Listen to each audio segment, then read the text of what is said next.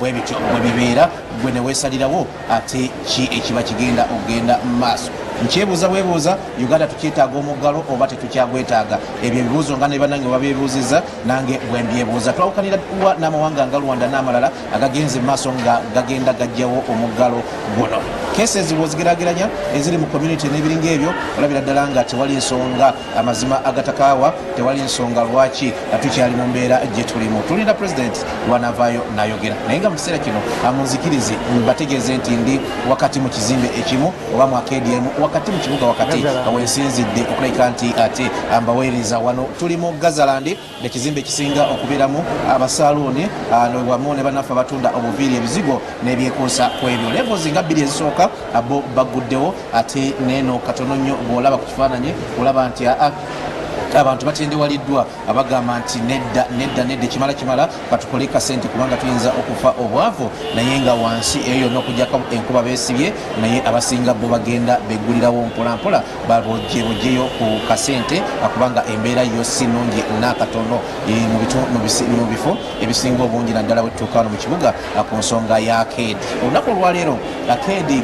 bannaffe aba task force nga wamu ne minisita w'ebyobusuubuzi wamu ne KCCA ne baminisita b'ekibuga balina arcade zebajjayo ne bagamba nti zino zigenda kubanga ziggulwa.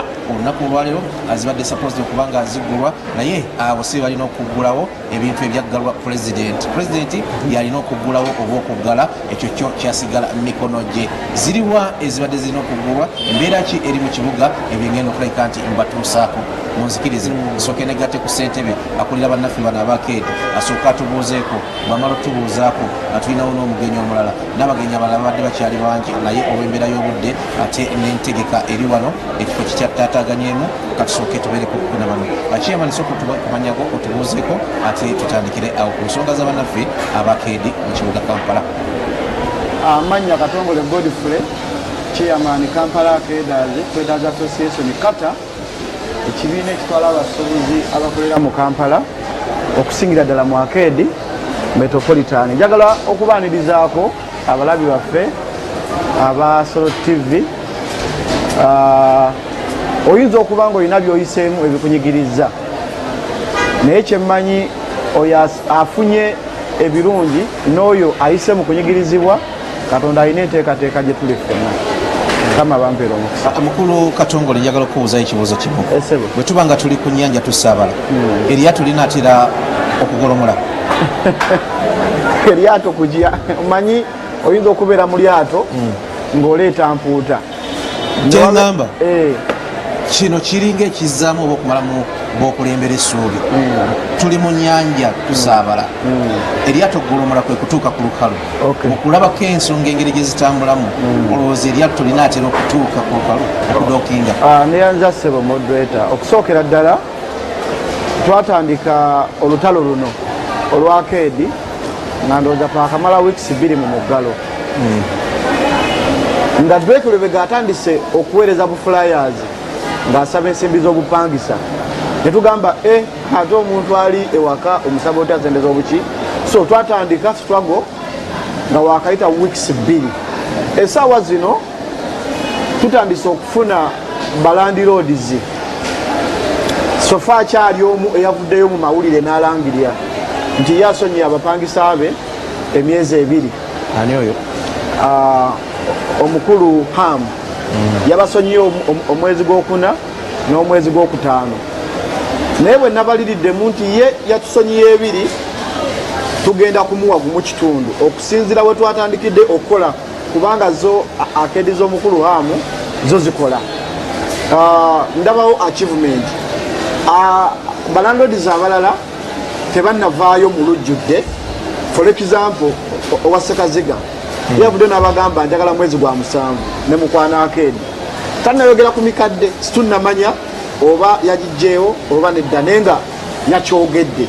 So ensonga endala yakuggulawo kubanga tubadde waka nga tulwanirira obutasasula rent, naye nga ate tuli waka tulabye emyezi gikola gitya gyeyongerayo, emyezi gikola ki gyeyongera. Tugamba oyinza okulwanira obutasasula rent nomala omwaka ewaka ng'olinanga ayamba bali okusobola okutuukiriza ebigendererwa byabwe. So bwe twateekawo embeera ne tuwa ultimatum ewiiki emu last week bwe twalina Stella Nyanzi ne Kasita munnaffe n'atwegattako naye naawe ennaku mmeka ku lunaku lwennyini lwe twawa nsalesale naye naawa ku lunaku olwo so bwe babeera nga baatuyise ku lunaku olwo ne batugamba bagenda kugulawo by Friday which is today bajja kuba baguddewo tulaba nti era wabaddewo pressure naye eggulo babadde museeke leero balina meeting egenda okubeeramu ne ba cabinet members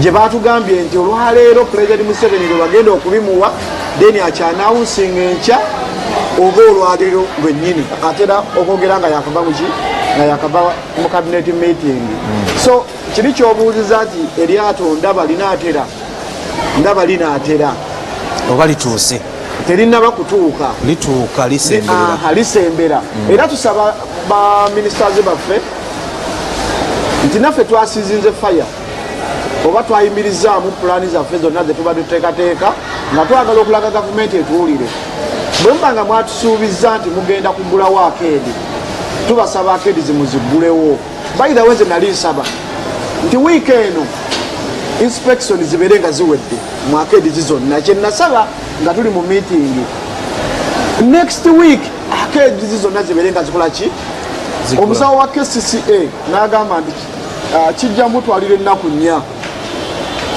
okubanga akeedi zonna ziwedde okukola kutya okukeberebwa of which it was Tuesday, Wednesday, Thursday, Friday. By tomorrow zijja kubanga zikoze eki kitegeeza by next week mubeere nga mutugulirawo akeedi abantu basobole okukola era mbasaba mutuukirize olwadde kati bamenyedda endagaano gye bakoze naye engeri gyeri ti weekend tubasaba by Monday abapangisa tusobole okuba nga tukomyewo okukola kutya okukola ensonga endala yensonga enkulu by the way eyatwala mu State House yali nsonga ya rent sikugulawo era President Museveni twamuwa nsonga ya rent natusuubiza okuddayo kale si nsonga President batuganye okudda ewuwo naye ffe tusaba okole ku nsonga yaffe kubanga ekyali kitulese ewuwo ye challenges ku bikwatagana ne rent so ffe ne bwe tutadda wuwo naye ensonga zaffe wazitegeera kubanga twakulekera ekiwandiiko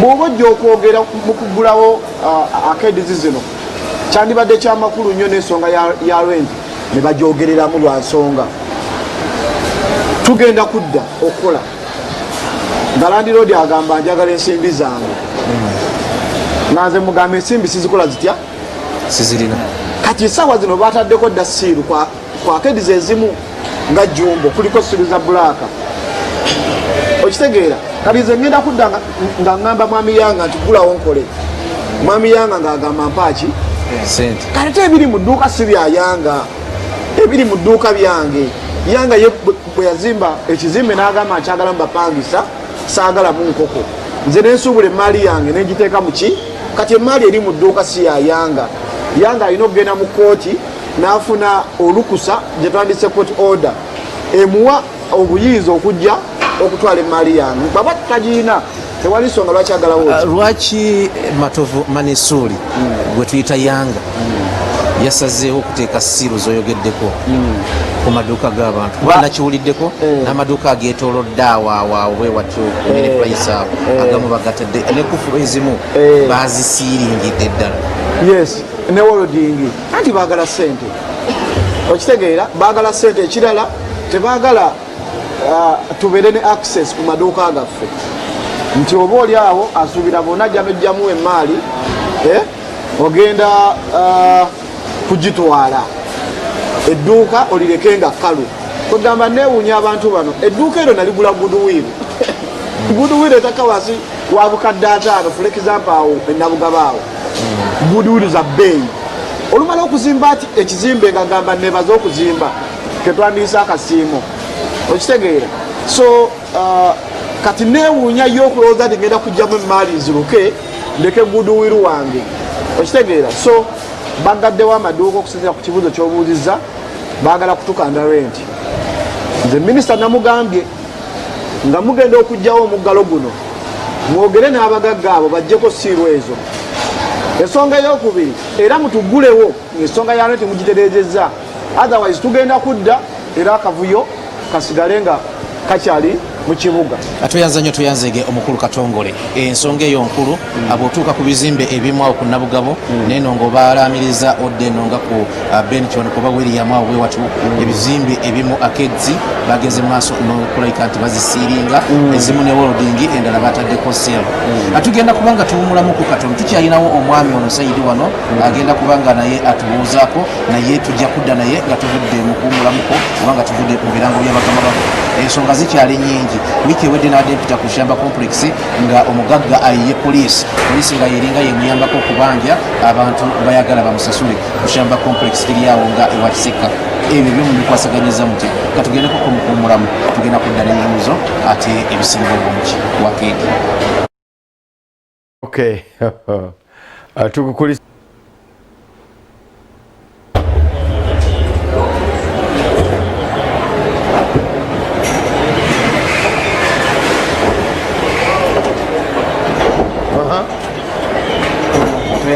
tuyazege okubalika nti etukumyewo egattako ya omukulu Katongole alinako byatugambye akati nono katubuzeeko oluvannyuma ate naye ensonga zitandike okulabika nti tuzimumuunyamu asaba tusanyusa okulaba omunyukupa toki mu wiiki gye tulimu ssaawa zino. Nange nsanyuse okubeera ku Soul TV tweyanza nnyo moderator amannya agange mpitibwa Newton Isaac Sempala era nga ndi mu memba mu kibiina kya Kampala Traders and Traders Association oba KATA. Tuli wano ku nsonga ey'okubeera nga tukyagezaako okulaga gavumenti obutali bumativu bwaffe nti kubanga akedisi zaffe tezinnaba kuggulwawo era nga tulina warrant ne wetunaba tutandisa okukola balandlords bajja kusigala nga batubanja sente ez'emyezi zetumaze nga tetukola ki nga tetukola. So mu mbeera eri awo kubanga bingi ebigenda mu maaso mu mawanga ag'enjawulo tubiwulira neffe wano waffe Uganda kikyagaanye okuteekebwa mu nkola naddala ebiruubirirwa byaffe abantu n'abasuubuzi gavumenti ekyagaanye okutubaako kyetuyamba era nekyetukolera. So katono nnyo twabadde osuubiza nti ogenda tusomerako ku akeedi ezo oba oli awo zibagambye nti bagenda zigwa. Neyanza nnyo moderator kozi n'abatuuliza akeedi ezaali ziteekeddwa okuggulwawo zaali akeedi 48 era nga zonna ziri ku lisiti. Minisita we yali atugambye nti zino zaali zimaze okutuukirira n'okuba nga zituukanye n'omutindo olw'okuba nti zirina okuggulwawo era kyazuuliddwa nti zandibadde zirina okuba nga zoperatinga olunaku lwaleero naye tetunnaba kumanya ki kigenda mu maaso naye mu bufunze zezino wammanga. Akeedi mulimu Mukwano era ngenda kuba nga njogera n'ebifo wezisangibwa. Akeedi eya Mukwano esangibwa ku Ben Kiwanuka Street, mulimu Modern Shoplex era naye eri ku Ben Kiwanuka, Grand Corner Plaza eri ku Ben Kiwanuka, Arua Park Plaza eri ku Ben Kiwanuka Street era nayo Arua Park Annex naye eri ku Ben Kiwanuka, mulimu Magoba Shopping Arcade era naye eri ku Ben Kiwanuka Street, ne mubaamu Mega Plaza eyo eri ku Channel Street, Sekaziga House Channel Street, Teddy's Plaza nayo eri ku Channel Street, mulimu arcade endala eddako namba 10 eri Prism Kampala Road, Itawa naye eri ku Kampala Road, Kampala Plaza eri ku Kampala Road, Eagle Plaza eri ku Room Street, Royal Plaza eri ku Room Street, Kanifa Towers eri ku Room Street, Yamaha Center eri ku Room Street, Zai Plaza naye eri ku Room Street, Nejemba Plaza eri ku Room Street, Market Plaza eri ku Market Street, Nexeka Auto Center eri Mpambana Road ewa Kiseka kiriko Mpambana naye erina kubeera Mpambana Road. Tugende maaso. Gagawala eri ku Nabugabo, Shamba Complex eri ku Nabugabo, Shauliako Original eri ku Nabugabo, Dembe Arcade eri ku Nabugabo, ne Sky Shopping Arcade Nakivubo, Trusted Arcade naye eri Nakivubo, Byamugisha Nakivubo Muse. Then wabeerawo KK Trust eri Namirembe Road, Ham Shopping Grounds eri ku Namirembe Kafumbe Mukasa Roads, Zebra House eri ku Nasa Road, Galilaya William Street, ne Discovery Plaza eri ku William Street, E-Plaza eri Kampala Road, Light Arcade eri ku Nkuruma Road, Bulamu bwe Bugagga Kikubo Lane plot 12, Nabugabo Business Kikubo Lane, newabeerawo Kabaala Shopping Arcade eri ku Kikubo Street Plaza 13 plot 13, Avema Shopping Center Loom Street plot 30, newabeerawo Sembatya Arcade Nakivubo Street plot 14, newabeerawo plot 15A and B Market Street. Then n'endala ezisembayo kuliko Gadi House William Street plot 10 12, nekubeerako Vinco Arcade Ben Kiwanuka plot 60, Kisa kya Maria William plot 13 ne 15, Nambus Arcade Nabugabo Street, nekubeerako Capital Center era naye eri ku Nabugabo Street plot 148, nekubaako Angels Arcade Nabugabo Street plot 41 ne 42, nekubaako ne The Arcade eri ku Loom Street. Ezo mu bufunze ze arcade zezabadde zirangiriddwa era nga minisita akonfaminze tuzirina okubeera nga zigulwawo era nga zitandika n'okoperatinga. Nalule Arcade, Qualisel, miwano ku Mini Price, abannaffe aba Jesco, twala tugende ku lisiti bwe muba temuliiko kitegeeza nti mwetereeze. Nyingi nnyo ezitaliiko na wano wendi ekizimbe siwuliddeemu, wano wendi sikiwuliddeemu, akubeera kwetagisa bwetereeza akubanga ezo ze zimu ku ezo. Arcade nga kali zebageddeko nga shawuli yako abatunda okusinga ebyokuzimbisibwa naki bo batandika dde okukola pulezidenti bwe yagamba nti abatunda ebizimbisibwa batandike okukola ezo shawuli yako wadde bazitaddeko, naye ku gundi eya Nabugabo ezisinga zo nzigule zibadde zikola naddala wansi n'awaddako. Ensonga gye nakubuuzizza yabadde ya Shamba Complex kwetwadde tutandikira bapangisa babagobesa poliisi, mukikoze muti ekyo mugenda mubayamba mutya? Anti nabategeezezza nga bwe nayogera ne minisita mu meeting, by the way ebintu ebyo bye bigenda n'okuviirako okuleeta obuvuyo mu kibuga. Balandlords abamu balowooza nti bo be balumbibwa korona bokka, nti ffe abapangisa sitwafuna korona era bo balowooza be bafuna ebizibu bokka, ffe sitwafuna biki bizibu. Ekintu ekyo kikyamu nnyo era wenviira wano ngenda ku Shamba Complex, ngenda kunoonya landlord waayo twogere naye officially atuwe ensonga lwaki aleeta poliisi ate okugoba abapangisa. Ndakutegeezezza dda mukama wange moderator nti ne landlord okuvaayo n'agamba nti agadde edduuka ly'obusuubuzi, it is wrong 100%. So ennaku zino nsuubira bannayuganda tugenze twezuula era tugenze tutegeera eddembe lyaffe nga bannayuganda. Emyaka giri egy'emabega tunyigiriziddwa olw'obutamanya ddembe lyaffe, naye essaawa zino tumanyi kye tulwanirira. Gavumenti bw'enaaba tefuddeeyo oba bw'enaaba tekutte ensonga eno nga bweteekeddwa kugikwata, ekimanye nti tukyagenda mu maaso ne gye twandiise struggle okulaba butya bwe tusobola okuyita mu mbeera eno nga naffe tukyali mu kibuga Kampala. Olinayo akatalekeka? Neyanza nnyo moderator ku katalekeka kenyinza okwogerako, kyeŋŋamba kintu kimu oba kyensaba gavumenti nti ku nsonga eno yandibadde ejjukira netutunuulira tikubanga nti ffenna tuli balonzi ate tuli batuuze oba abasitizens ba ggwanga Uganda, nga twagala ffenna tutambulire mu mbeera etusanyusa, kubanga ekisinga kya byonna lwaki buli kaseera gavumenti yaffe ebeera mu mbeera ey'okumala okulinda abantu bamale kwekyawa? Lwaki yo tesobola kubeera n'aba overseers abasobola okulengera mu maaso ne balaba nti ekintu kino kikyayinza okuleeta ensasagge ne bakikolako ng'obudde bukyali? Lwaki buli kaseera bamala kulinda ffe tumale kuba nga twekyanga n'okubeera nga twemulugunya n'okuba nga tutuuka n'ensikya ne zitwereega nga tulwanirira ku nsonga ate zendaba nti zandibadde nyangu? Kubanga mazima ddala abantu twasibibwa ewaka, tetulina kyakulya, tewaliwo omutima gavumenti gwe yateekawo nti nno gwe guno gwe tulina okutambulirako nga batuwa mu byokulya n'okwebeezaawo, then netusobola okubeera nga tugumiikiriza lockdown. Lockdown netunyize nnyo ate nga bangi sente tuzikozesezza, naye sente ze twazikozesa tubadde tulinda okuddamu okukola, naye ate mu kuddamu okukola balandi roads batusaba sente, so tusaba ensonga eno nti gavumenti eveeyo kubanga ye bode enkulu era gye tutunuulidde nti kubanga era ye yalagira okuggalwa okw'abantu n'okulemesa okukola era etuyambe esobole okuteekawo enteekateeka ennungi abantu baddemu okukola era nga tutambula bulungi mu byonna byetwetaaga. Tweyanziza nnyo otweyanzeege puroguramu bwetyo bwe tulabise olunaku olwaleero.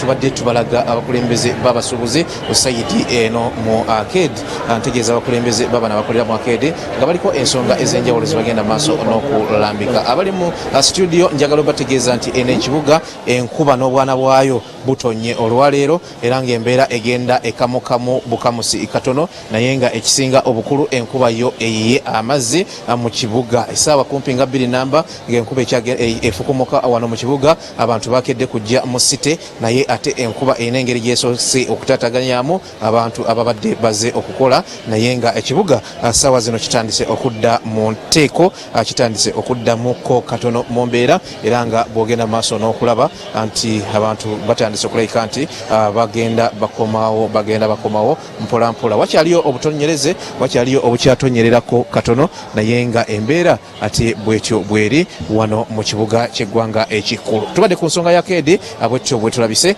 tugenda kubanga tubazaayo mu studio bannaffe bagende mu maaso n'okuweereza nga bulijjo. Robert Mutebe nanyini field natambudde ne Dennis Kasirye ate ne munywanyi waffe Peter Bunyasi, tubadde n'abakulembeze b'abaana abakolera mu Kedi bye balambise byebyo.